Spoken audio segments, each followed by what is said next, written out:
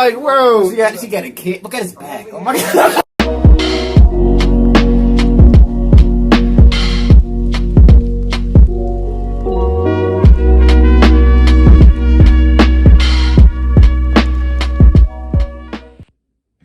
Hey, what's up, y'all? Welcome back to another reaction. This is a PragerU video.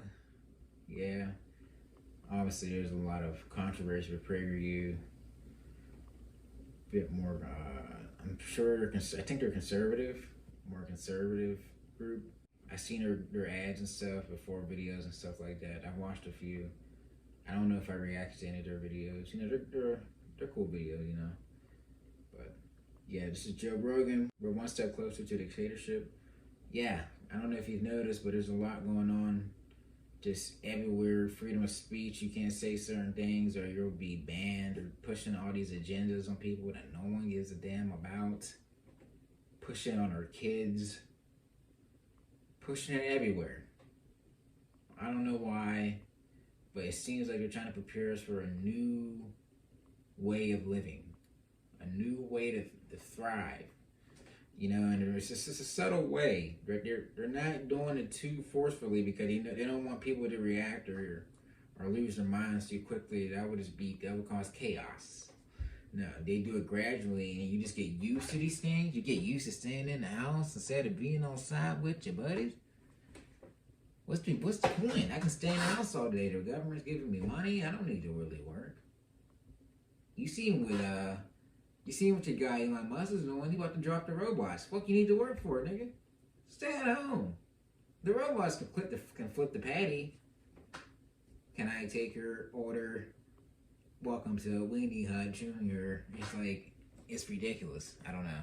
But yeah, man, if you're doing a reaction, hit that like button, subscribe, and share. We're 10K subscribers. That's how I read it. You can't do what you want to do unless you do what I want you to do. I mean, Don Lemon was talking about that openly on CNN. Yeah. Do you want to have a vaccine? Can't go to the supermarket. I think Don Lemon is Do you want to have a vaccine? Can't go to work. Like, It's so strange that people want to say things like that. Like, that's the thing that blows me away. Why do people want to? because they're dumb. They're dumb. They're dumb. They don't understand history. They don't understand human beings. They don't understand human nature. They don't understand the history of every single country that's ever existed other than the United States. Up until 1776, every country that has ever existed was run by dictators. Right. All emperors. This is the kings, first one where you had elected officials. This is the first experiment in self-government that actually worked, and it created the greatest superpower the world's ever known. It created the greatest cultural machine, the greatest machine of art and creativity and innovation right here. And how did it do that? It did it through freedom.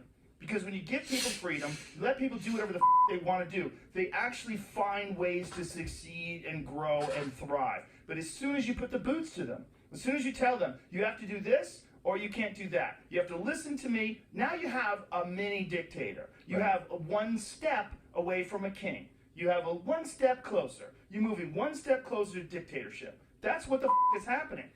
Western civilization. It's been around for a while, but suddenly everybody is talking about it. Some are anxious to save it. Others are happy to see it go. But what exactly is Western civilization? Is it the great cathedrals of Europe or the Nazi concentration camps? Is it the freedoms secured in the U.S. Constitution or chattel slavery? Life-saving medicines or poison gas? The left likes to focus on the bad: genocide, slavery, environmental destruction. But those have been present in every civilization from time immemorial. Yeah. The positives are unique to the West. Yeah. Religious tolerance, abolition of slavery. You want to talk about destruction, nigga? I told you I'm into the Romans, man. That's my history. Those niggas destroyed Carthage. Please watch any video about how the Romans thoroughly destroyed Carthage. And they've done this dozens of times to multiple tribes throughout the European continent as they were conquering and conquering. Yet as they were conquering and conquering, they were also bringing a higher standard of living. They were bringing roads, transportation, cleaning, cleanliness, you know, the baths and such. government structural buildings that represented government bodies. They never had that before. There's always the good and the bad with these things. You can't ignore them, and that's with every society. You got here somehow. You got to your position of equity and power somehow. We're able to drink water out of her sinks downstairs in her house somehow. I've literally been walking outside for the past few days, and they got these things on the fire hydrant, and they're just pumping out water all day, wasting water. I mean, where else can you just do that? We're just wasting all this fucking water. This niggas, I'm pretty sure there's someone somewhere thirsty as shit right now. Universal human rights, the development of the scientific method. These are accomplishments of a scope and scale that only the West can claim. These aren't the only achievements that make the West special and uniquely successful. As Western thought evolved, it secured the rights of women and minorities, lifted billions of people out of poverty, and invented most of the modern world. Progress hasn't been a straight line, of course, but the arc of history is clear.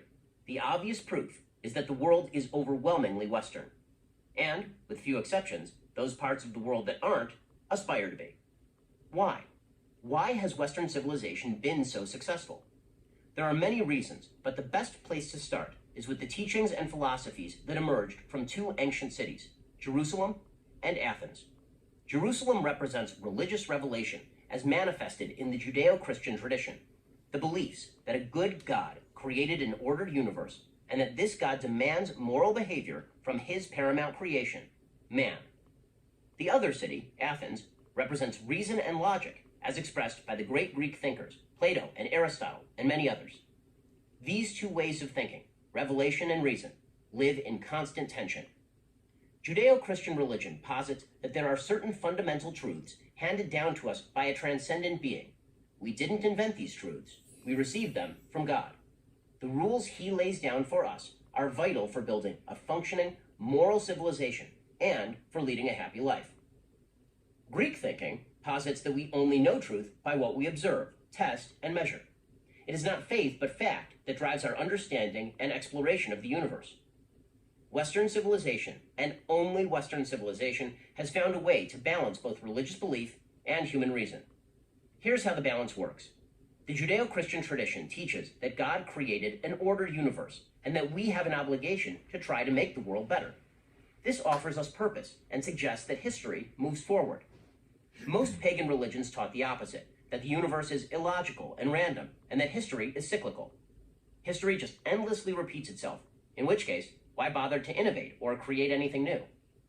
Second, Judeo-Christian tradition teaches that every human is created in the image of God. That is, each individual's life is infinitely valuable. This seems self-evident to us now, but only because we have lived with this belief for so long.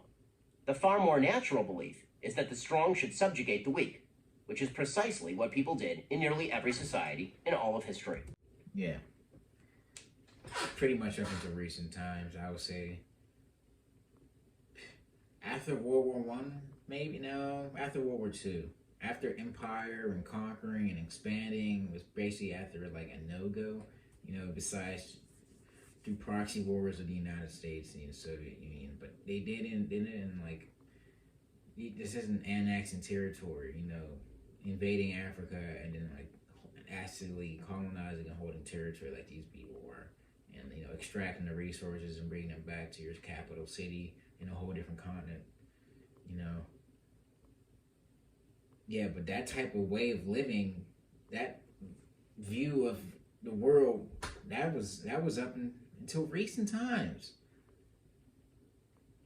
The way we have been able to look back on history and extract, we have all these feelings and these strong feelings, but we tend to forget the context of these times where this was how it was for thousands of years up until now.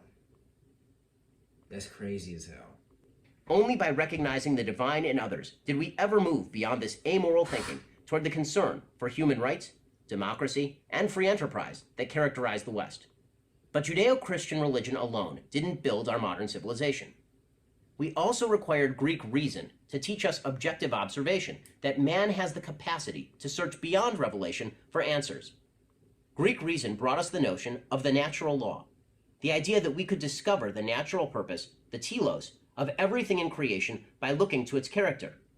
Human beings were created with the unique capacity to reason. Therefore, our telos was to reason. By investing reason with so much power, Greek thought became integral to the Western mission. Nowhere is this more perfectly expressed than in the American Revolution, in which the founding fathers took the best of the European Enlightenment, with its roots in Greek thought, and the best of Judeo-Christian practice, with its roots in the Bible, and melded them into a whole new political philosophy. Without Judeo-Christian values, we fall into scientific materialism, the belief that physical matter is the only reality, and therefore also fall into nihilism, the belief that life has no meaning, and we are merely stellar dust in a cold universe.